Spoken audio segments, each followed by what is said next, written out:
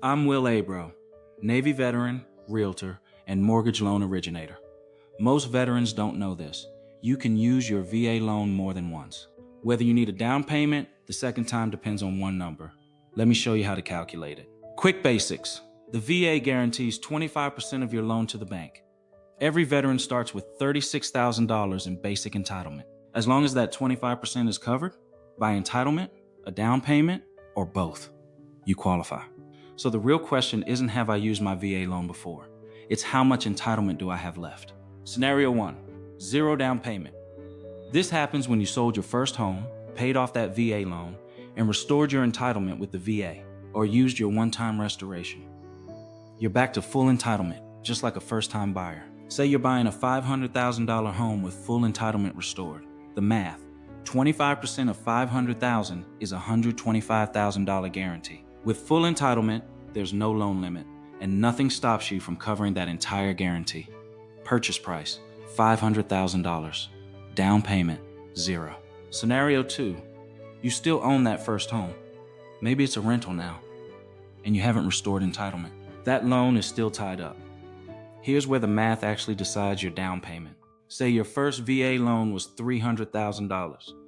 The VA already guaranteed 25% of that, about $75,000, and it's still tied up. This year's standard county loan limit is just under $833,000.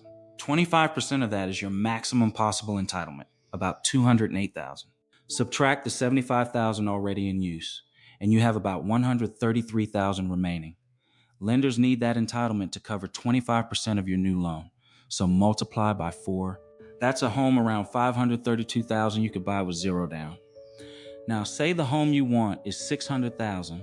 That's about $67,000 over your 0 down number. You'd cover 25% of that gap yourself, roughly $16,800. On a $600,000 purchase, that's under 3% down.